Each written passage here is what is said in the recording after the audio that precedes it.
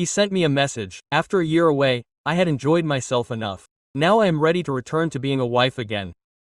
He paled intensely like a blank sheet when he discovered who answered the door to my house.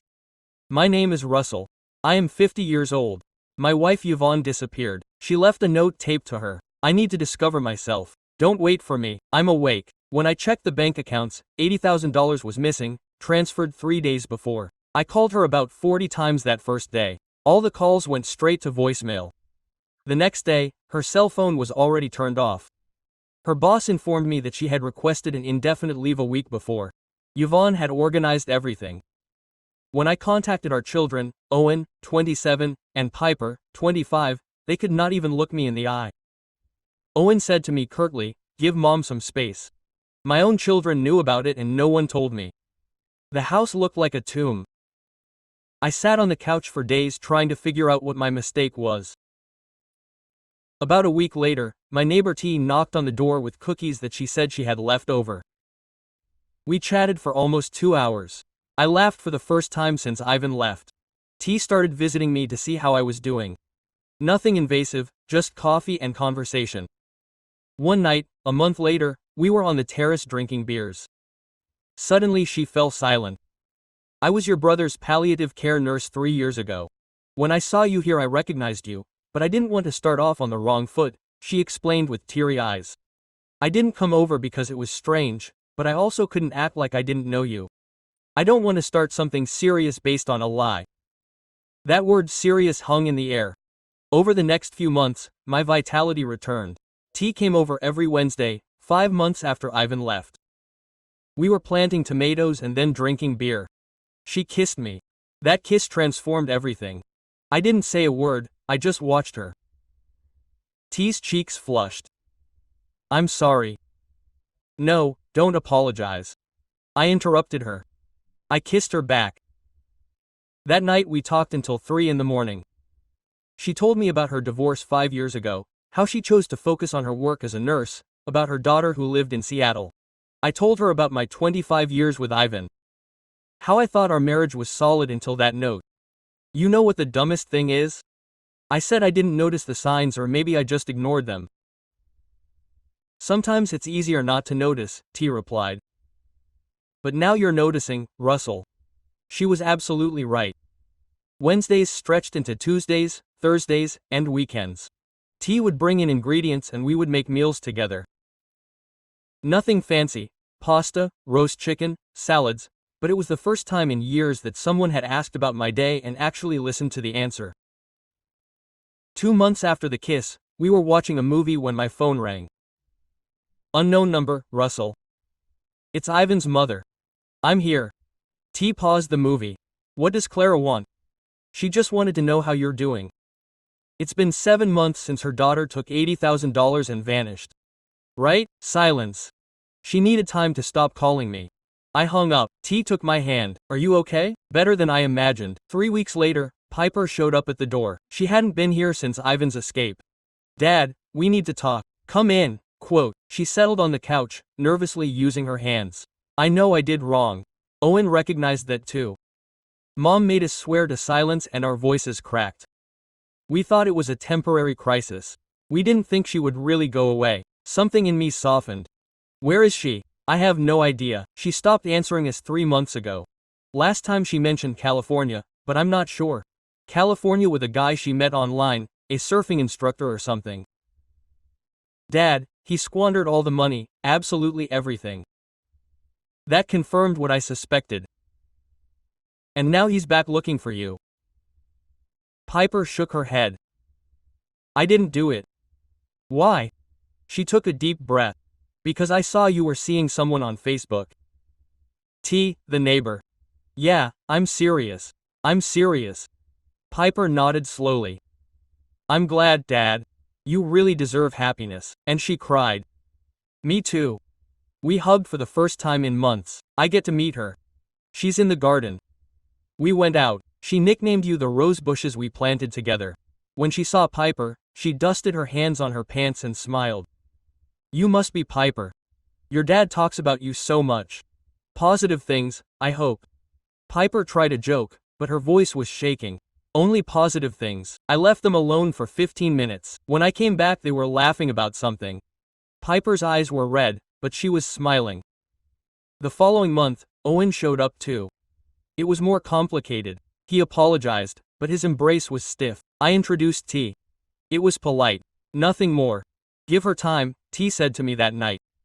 She'll process it her way, and if not, it will be her choice. But you'd done your part. Another 2 months passed. October arrived with the first cold snaps. T and I were officially a couple. Her belongings began to move into the house. Toothbrush in the bathroom, robe in the closet, books on the nightstand. One night at dinner, she looked at me seriously. Russell, I have to tell you something. My blood ran cold. What's going on?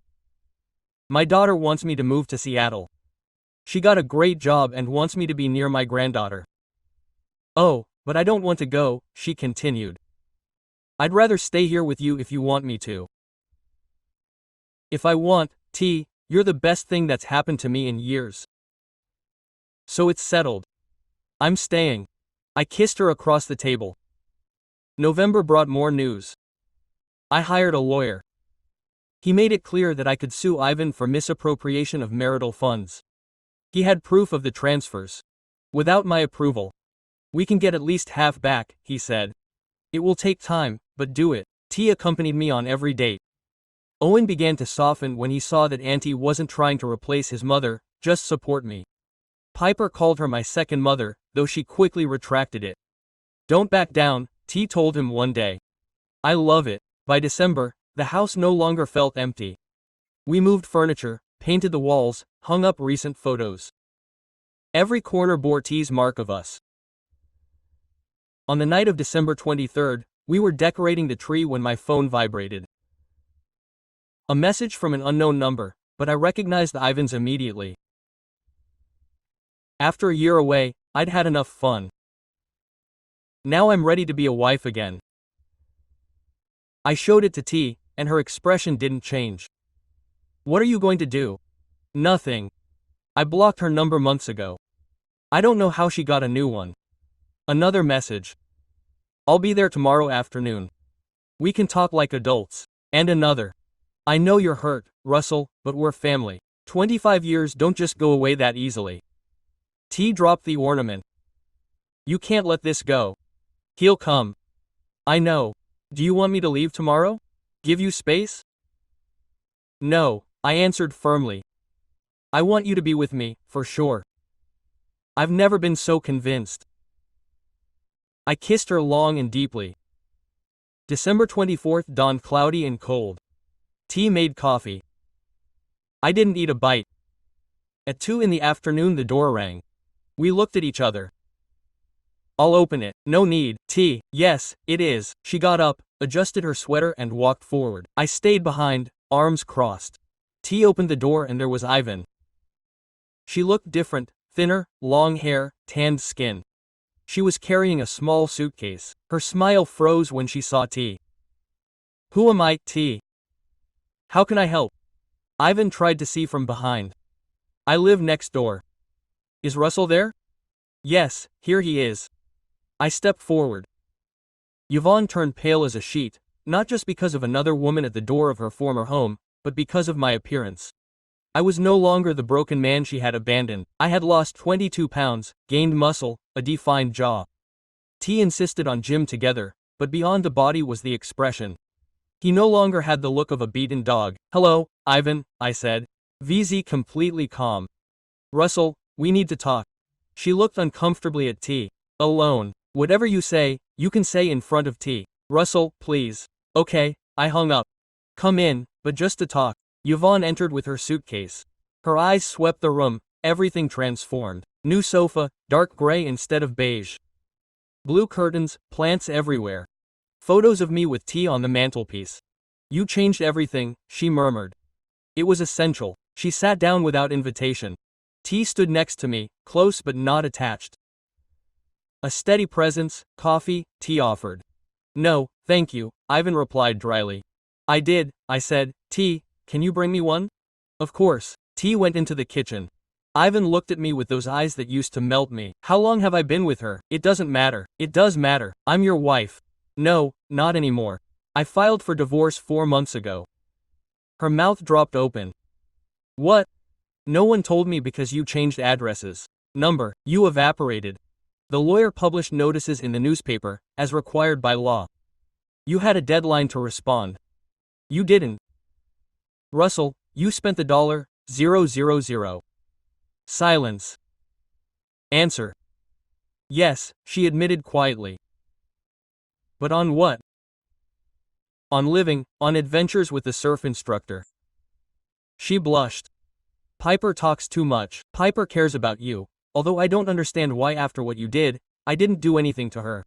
I just needed space. You took money out of a joint account, vanished without warning, and implicated the children in your deception. That's not space, that's abandonment. T returned with the coffee, handed it to me, and settled herself on the armrest of my seat, placing her hand delicately on my shoulder. And she looked at both of us and something in her face changed. She no longer seemed like the confident woman who had knocked on the door. Russell, I made a mistake, she confessed in a shaky voice. A huge mistake, but 25 years together has to be worth something. We could go to therapy and start over. Not for her, she gestured toward Aunt. You're going to throw away 25 years for a passing fancy. It's not a fancy, I replied. And I'm not throwing anything away. You threw everything away when you left. Yvonne stood up abruptly. Where am I going to stay? This is my house too. It was. I didn't carry out the legal division of assets 6 months ago. This property is now solely in my name. You have no right to that. It's already been done. The papers are waiting for you at the lawyer's office. This is absurd. I'm going to contest it. Contest whatever you want. You won't succeed. She stood there, trembling with fury and helplessness. For the first time in a year, I saw her for real. A 48-year-old woman who had risked everything for an illusory dream and lost it. Can you stay in a hotel tonight? I said. Tomorrow we can talk calmly about the terms of the divorce. Calmly, after all this. Yes, calmly, because I'm calm now, Yvonne. I overcame the suffering, the anger, the confusion. I got to the other side, and you're not on that side. She squeezed my shoulder gently. Yvonne noticed. She knows everything about you, Yvonne asked acidly. Your faults, your habits, how monotonous you are. Yes, T replied calmly. I know he prefers his coffee black, that he hates cheesy romantic movies, that he snores when he sleeps on his back, and yet I still love him. The word love hung in the air. It was the first time we had ever said it out loud, and Bone grabbed his suitcase. This isn't over, Russell. Yes, it is. He slammed the door. The crash echoed through the house and then there was silence. T and I stood there motionless. Finally she spoke. Are you okay? I feel perfect. And it was true. Yvonne returned the next day. She rang the doorbell at 9. This time it was me. We need to talk seriously, she said. Come in. She came in without any luggage. She was wearing jeans and a wrinkled blouse. Nothing like the neat woman I had met. She sat down on the couch. I remained standing. Where is your partner? At her job. She works as a nurse. Day shift. How convenient. What do you want? Yalla deeply. I want to go back. I want us to try to fix this. There's nothing to fix. Russell, please. I made a terrible mistake. I admit it, but I can fix it. We could go to marriage counseling, plan a trip, start over. With what funds? With the $80,000 you squandered on a surfer. She blushed. It wasn't just on him. Oh, no. On what else? On existing. I rented a place in Benny Beach. I bought clothes. I went out to restaurants. I longed to feel young again. You're 48. You're not anymore. Neither are you, but here you are setting up home with a neighbor. T, it's not a hobby, it's real. Real. You've known her for less than a year. I know her better than I know you in 25 years. That shocked her. She was silent for a moment. What does she have that I don't? Honesty, fidelity, consideration.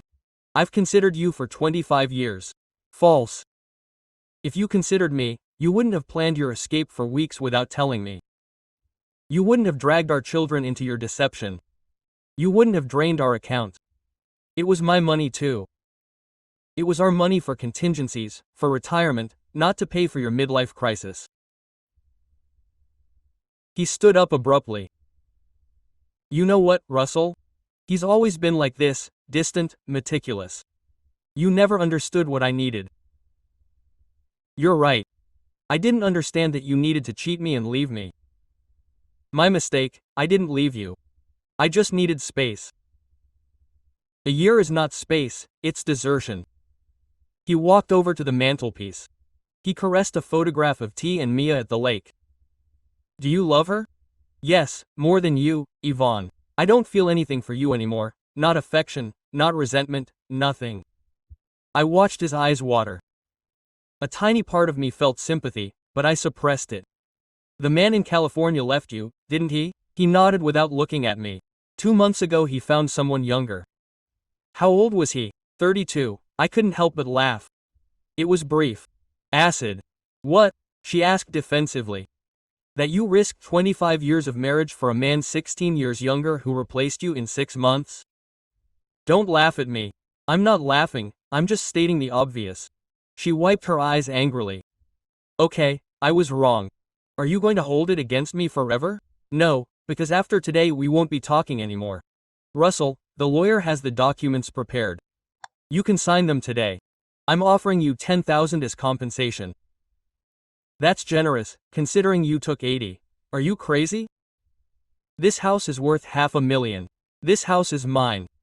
The division of assets was done legally. I went through every document with 3 different lawyers. I'll contest it in court. Do it.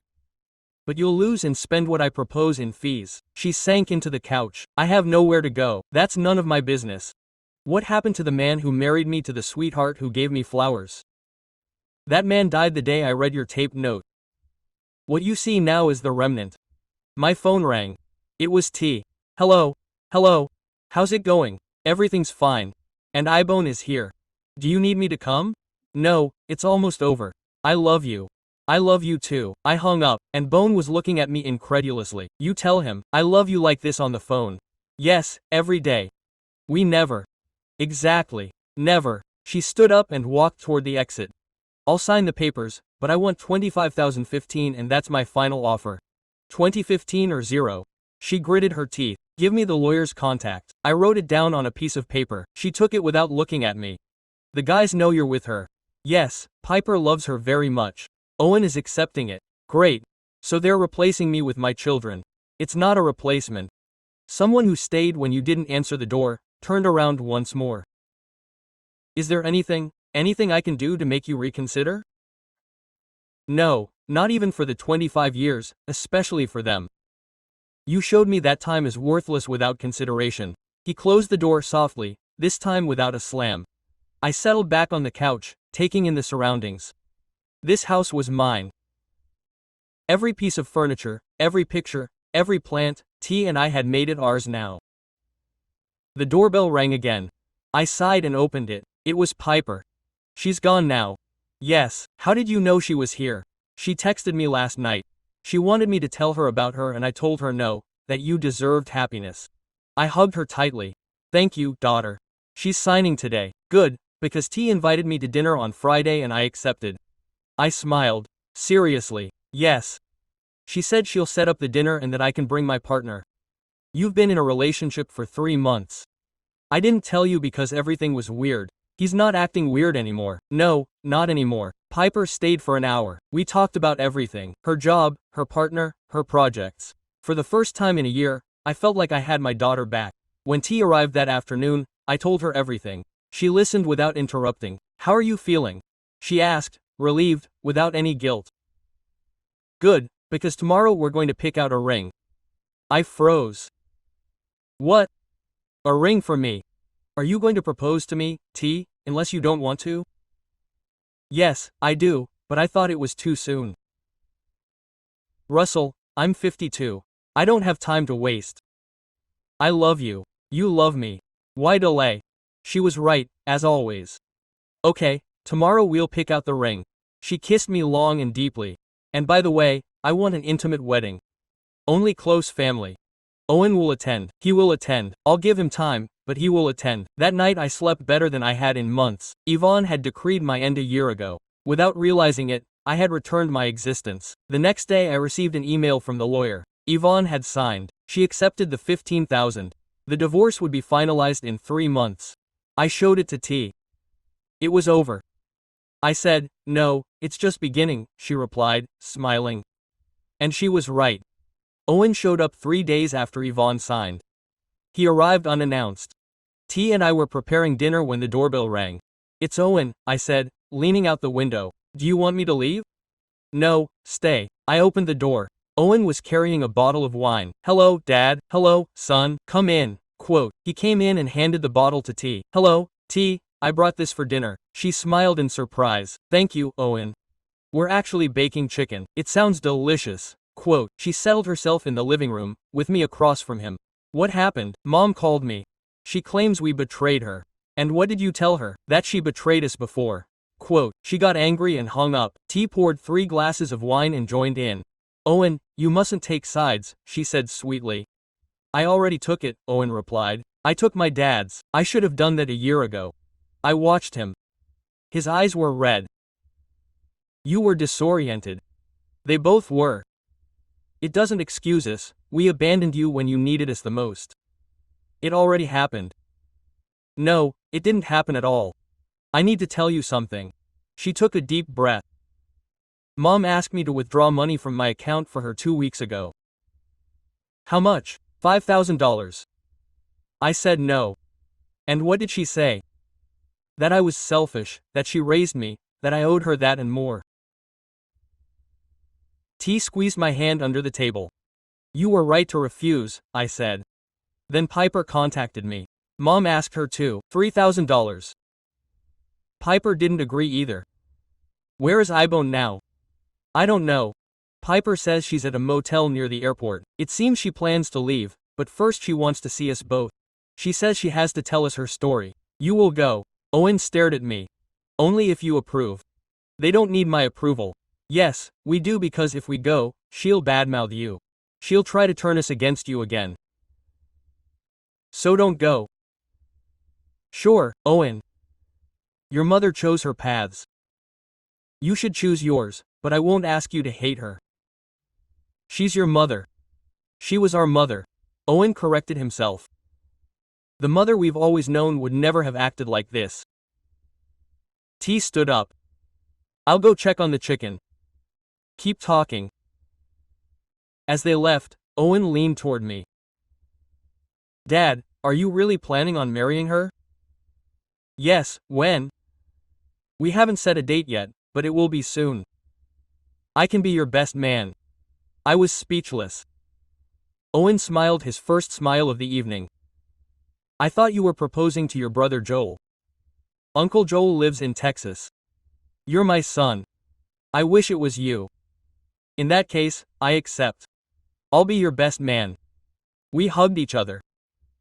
It was the first genuine hug we'd shared in a year. "I love you, Dad." "I love you too, son." The 3 of us had dinner together. Owen asked T about her job, about her daughter who lives in Seattle, about how we had met. She answered everything with total sincerity. "Doesn't it bother you that my father is divorcing my mother?" "I can't judge something I haven't experienced," T replied. "All I know is that when I met him, your father was completely broken and now he's whole again. Thank you for taking care of him." "I'm not taking care of him. I love him." Owen nodded. "You can see it clearly." After dinner, Owen got a call and stepped aside to answer it. He returned with a serious expression. It was Piper.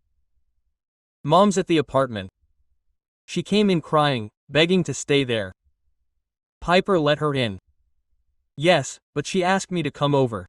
She says Mom's really sick." "Go ahead, but be careful. Do you want to come with me?" "No, this is between you and her." Oh, she left. T and I cleared the table without saying a word. "I was wrong not to go," I asked. "No, Ivan should bear the consequences alone. But she is the mother of my children and you are their father. You have already fulfilled your role. The rest is up to them." I was absolutely right. 2 hours later, Owen called me. "Dad, do you want to know the details?" Tell me. Mom told them that you threw her out of the house, that you warned her that if she left she wouldn't come back, that you forced her to leave. That's not true. We know that. Piper showed her the note you had kept. Mom had a meltdown. And then what happened? We laid out the truth, that we witnessed how he destroyed you, how T helped you get back on your feet, that we will no longer choose her over you. And she burst into tears. She admitted that she had made a grave mistake, that the man from California manipulated her, that she squandered all the money on nonsense, that she feels old and abandoned. Owen, Dad. I admit that it sounds regrettable and part of me feels sympathy, but most of me is furious that she chose this. No one forced her. Where is she now? In Piper's guest room. She's looking for an apartment tomorrow. She says she's staying in the city to be close to us. How do they take that? Honestly, I'm not sure, but I do know that we won't let her manipulate us again. I'm glad to hear that. I love you, Dad, and I'll be front row at your wedding. Thank you, son. I hung up and told T everything. The boys are maturing, she said. They already were. They just needed to face reality. How do you feel? Good. Yvonne can stay in the city or leave, it doesn't matter now. She's no longer my responsibility. T hugged me. Tomorrow we'll go look for venues for the ceremony. Do you have a preference? An intimate celebration in the garden. Only family and very close friends, maximum 50 guests. Sounds ideal. We'll let your brother know. Yes. Joel will want to attend and your mother is in the nursing home. She has severe dementia. She won't understand. Nothing. I'm sorry. It's okay. She had a full life. We stayed cuddled on the couch watching a movie. Halfway through, T fell asleep on my shoulder. I watched her. This woman who had arrived with cookies almost a year ago, now represented my entire universe. My phone vibrated. A message from Piper. Dad, Mom wants to talk to you. She says she wants to apologize from the bottom of her heart. You'll answer if she calls. I answered. No, we've already said everything we need to. Tell her to move on with her life. I've already moved on with mine. 3 dots appeared. They disappeared. They reappeared. I understand. I love you, Dad. See you on Saturday to pick out flowers for the wedding. I love you, daughter. I turned off the phone. T shifted on my shoulder. Everything's fine, she murmured sleepily. Everything's perfect. And so it was. The lawyer contacted me on a Tuesday morning. Russell, I have excellent news. We found the accounts where Ivan transferred the money and there's $42,000. We can get it back through legal means. How long will it take? 3 weeks, maybe 4. Go ahead. I hung up and told T over breakfast. 42,000, she asked, astonished. I thought I had squandered it all. Me too. What are you going to do with it? Half for our retirement fund. Half for the kids. 10,000 for Owen, 10,000 for Piper. Wouldn't you rather keep it all? No, the kids lost their mother for that money. Unless they get some benefit from it. T kissed me. That's why I love you. 2 days later, Piper called me in tears. Dad, Mom's in the hospital. My body froze. What happened? She tried to harm herself. She took pills. Owen caught her just in time. Where are they? At the Central Hospital. Here I come. T drove. We didn't say a word on the way. My mind was a whirlwind. We arrived to the medical center. Owen and Piper were waiting in the waiting room. Piper ran over to hug me. Thank you for coming. How is she? Stable. They pumped her stomach. She'll be fine. Can I come in and see her? Owen shook his head. He doesn't want to see you. He told the doctor that it's just family. I'm family. I've been married to her for 25 years. Dad. Piper grabbed my arm. She said family to support her. Not you. That hurt more than I expected. T stayed with me as we waited. An hour later the doctor came out. Family of Yvonne Harrison. Us, Owen replied.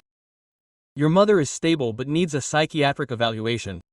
It was a genuine suicide attempt. Can you explain why? Piper asked. They'll have to discuss it with her, although she mentioned financial difficulties, depression, feelings of hopelessness. I was silent. T squeezed my hand. How long will she be here? Owen asked. At least 72 hours for observation. Then we'll decide if she needs to be admitted. The doctor left.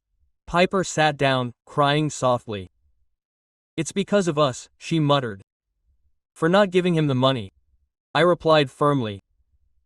"This is no one else's fault but hers." "But, Dad." "Piper, your mother made all the decisions. She left, squandered the money, came back expecting nothing to have changed, and when she saw that it hadn't, she chose this. You didn't push her." Owen stood up abruptly.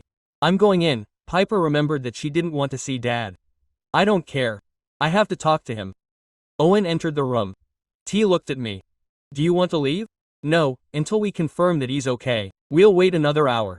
Owen came out, his face red. "What happened?" Piper asked. "I told him everything. That Dad will give us money each, $10,000 from the money he got back, that we'll attend his wedding. That T isn't the problem, she's her." "What?" She replied, "That we betrayed her, that we're ungrateful, that she gave us everything and we gave us nothing, Owen." But she also admitted the truth. For the first time in months, she admitted the truth. What truth is there? That it was because she felt ignored, that Dad was overworked, that we were already grown, that she felt isolated, that the man from California offered her excitement and she trusted. I let myself fall slowly. She said that. Yes. And she added that she deeply regrets it, that she made the biggest mistake of her life, but that it is too late to fix it. She is right, I said. It is too late. Piper looked at me in surprise. You don't feel anything. I feel like it is sad, but I will not blame myself for being happy now. Owen nodded. Good, because she did not blame herself for leaving you either. We left the hospital an hour later. Jan would be under observation. The boys promised to visit her. In the car, T finally spoke. Are you okay? Yes, it is strange, but I am. No, it is healing. That night an email arrived from the lawyer. The court order was approved. The $42,000 would be transferred in 5 business days. I showed it to Owen when I got home. Here is $10,000 for you. Dad, it is not necessary. Yes, it is N. Your mother has decided to leave. I have decided to give you this. Thank you. How is she doing? I better talk to the psychiatrist. He suggests intensive therapy, possibly medication. She definitely can't be alone for now.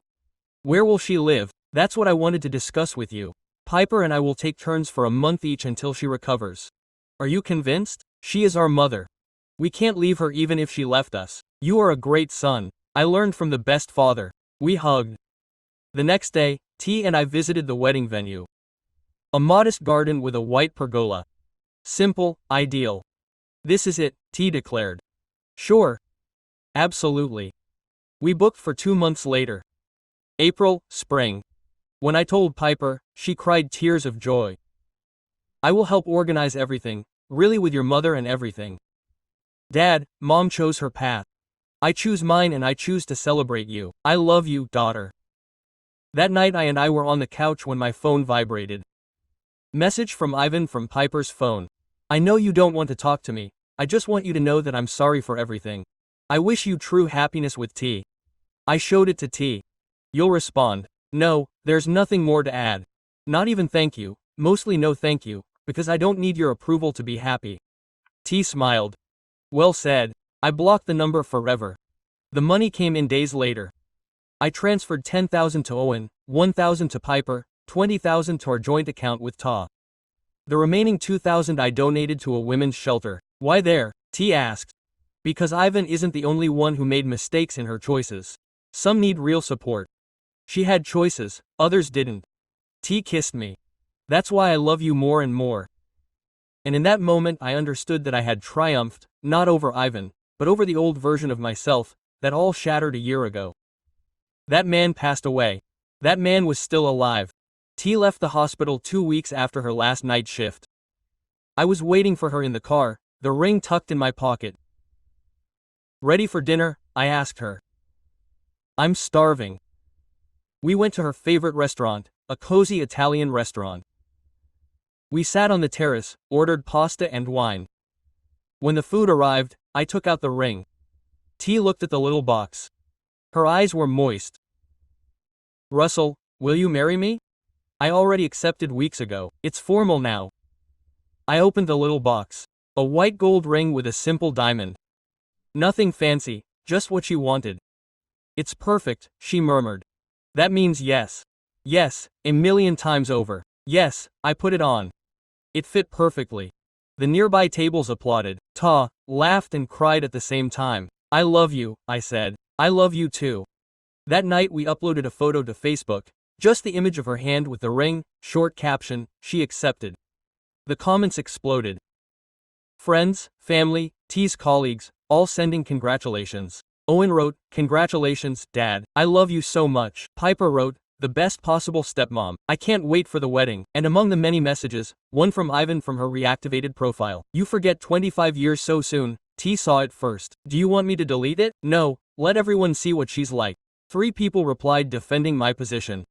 One was my brother Joel, another was T's sister, and the third was our nearby neighbor. Yvonne deleted his message an hour later. The next day we were in the garden planting new flowers when an unfamiliar vehicle pulled up. Yvonne got out.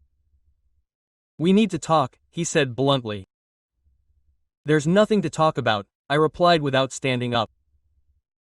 "I saw your photo, the ring. Don't you think that's disrespectful? It's only been a year since I left." "You left. I moved on with my life. That's not disrespectful, it's just surviving." T stood up and brushed the dirt off her hands. "Ivan, I think you should leave. I don't take orders from you in my own home.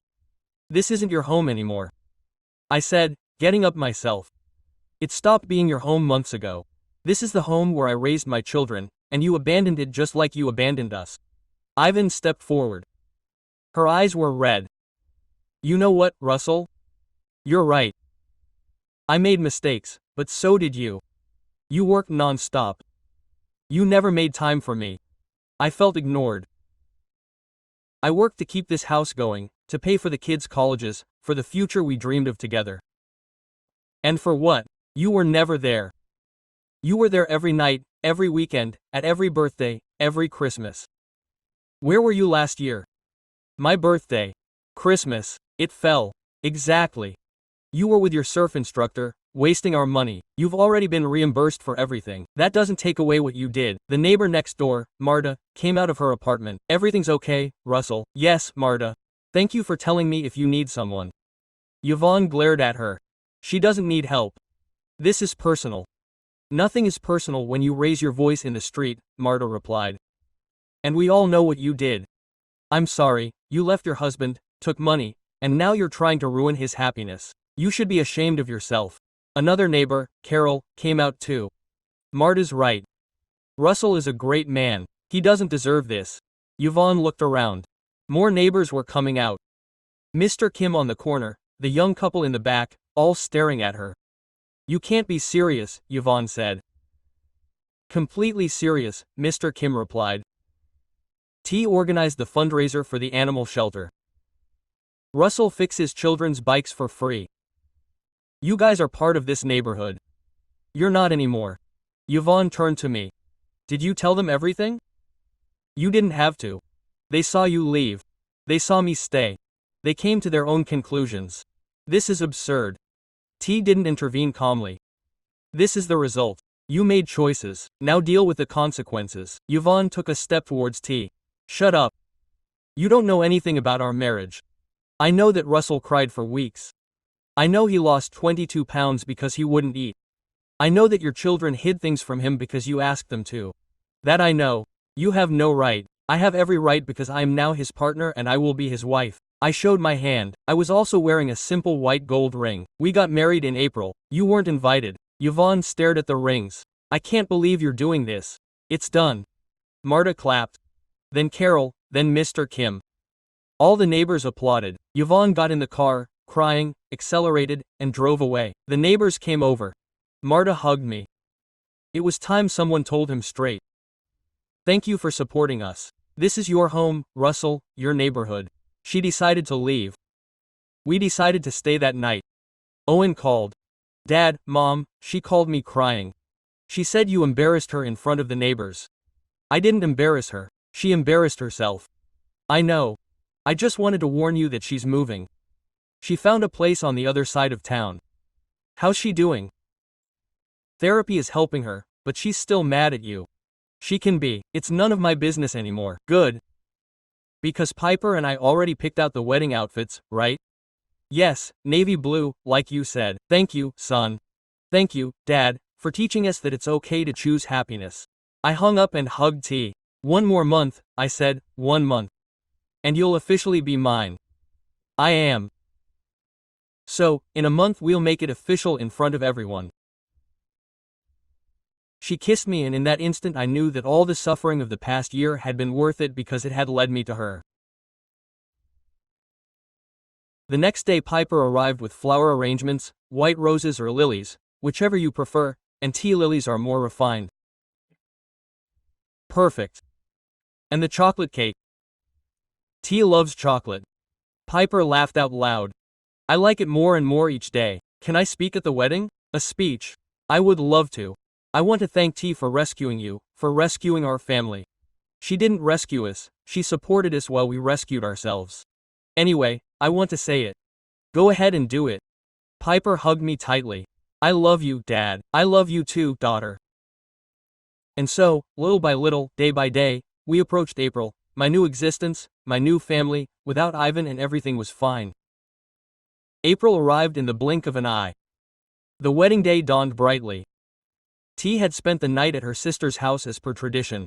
I woke up early. Owen was already making coffee in the kitchen. Nervous? He asked. Not at all. Okay, because she's perfect for you. I know she is. We had breakfast together. Piper arrived an hour later in T's dress. You can't see it, she warned. I won't do it. By 2 p.m., the garden was set up. 50 white chairs, a pergola adorned with lilies, simple, just the way Thea wanted it. The guests began to arrive. My brother Joel from Texas, T's daughter from Seattle with my future granddaughter. Neighbors, friends from T's work, colleagues of mine. No one from Ivan's side, of course. The judge arrived at 3. A family friend greeted Owen and me. There, Russell. More than there. I positioned myself under the pergola, Owen by my side. Piper as maid of honor. The music started. T appeared on her brother's arm. White dress, simple, knee-length, no veil, hair down, natural.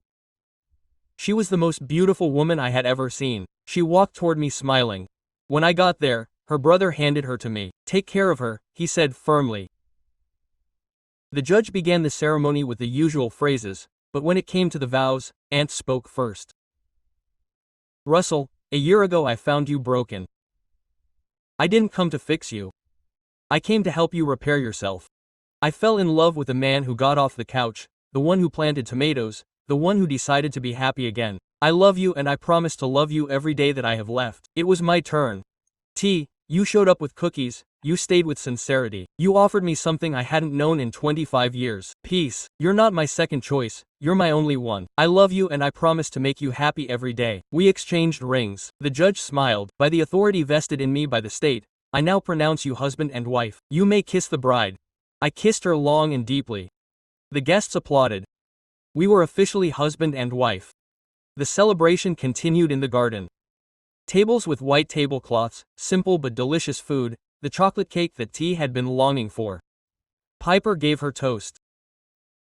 First, I want to thank T for seeing my father when he was invisible, for loving him when no one else could, and for showing us that families are chosen, not just received. Welcome to ours. Everyone drank. T cried. Owen spoke next. Dad, I apologize for taking so long to understand, but now I see everything clearly. T didn't replace anyone. She is herself, and you deserve this joy. I love you both. I hugged my children. All 3 of us cried. Joel, my brother, also spoke. Russell, when Mom passed away, I thought you would sink. When Ivan left, I thought you wouldn't recover. But here you are, stronger than ever. That's courage. T's daughter, Emma, closed the toasts. Mom has always been the strongest person I know, but since she's been with Russell, she's also the happiest. Thank you for loving my mother the way she deserves. We danced, we ate, we laughed. At 7, while we were cutting the cake, my phone vibrated. Unknown number. I ignored it. It vibrated again. Message. I know you're getting married today. I just want to say that I forgive you and T. I want you to be happy. It was Ivan from another number. I showed it to T. What do you think? She asked. I don't think she should forgive us. We didn't do anything wrong. You'll answer. No, today is about us, not her. I blocked the number. I put the phone away. Let's forget everything, except this, I said, indicating the party. Perfect. We danced our first dance as married couple. Our first song as husband and wife, At Last by Ada James. My aunt picked it. Do you know why I picked this song? She asked me as we danced. Why? Because it says, my lonely life is finally over and it's true for both of us. I love you, Mrs. Harrison. I love you, Mr. Harrison. At 10 the guests started to leave. Owen and Piper stayed until the end. Where are they going for their honeymoon? Piper wanted to know. Nowhere, my aunt replied. We're staying home for a whole week, that's enough for us. Great, Owen replied. Because we need someone to take care of my dog next week. Do you have a dog? I asked, amazed. For 2 months now. His name is Max. He's a golden retriever. We'd love to take care of him, my aunt said. They said goodbye. T and I were left alone in the garden. Are you tired? I asked her. Exhausted, but very happy. Me too. We gathered a few things. The rest could wait until the next day. We went into the house. Our real home now. Do you know what the best thing about all this is? I said, what? That Ivan thought she would finish me off, that I couldn't live without her. And I didn't just survive, I flourished. T smiled. Not just you, us. She was absolutely right. It wasn't my triumph, it was ours. That night we slept together as a married couple for the first time in the bed we bought together, in the house we remodeled together, in the life we built together. 3 months later, Piper announced her engagement. 6 months later, Owen got the promotion he wanted. A year later, T and I adopted a cat from the shelter. Yvonne moved to Arizona, sent a Christmas card. I didn't reply. 2 years after the wedding, we were in the same garden planting more flowers when T looked at me. Do you know what day it is today? Saturday. Exactly 3 years ago, you gave me your first kiss. 3 years already. Yes. And each year surpasses the last, even our wedding day, mostly better, because now we know that this is real, that it lasts, that it works. I leaned down and kissed her among the tomatoes we had just planted.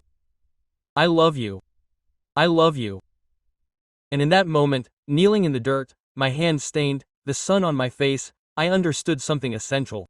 Yvonne didn't destroy me when she left. She set me free. She allowed me to discover what I truly deserved. A real partner, a real life, a real love. I owed her nothing, no thanks, no hate, no forgiveness, just indifference, because she didn't mean anything anymore. My life was here with T, with my children, with my people. This was my triumph. Not revenge, not justice, just the simple happiness of having decided to move forward. Yeah,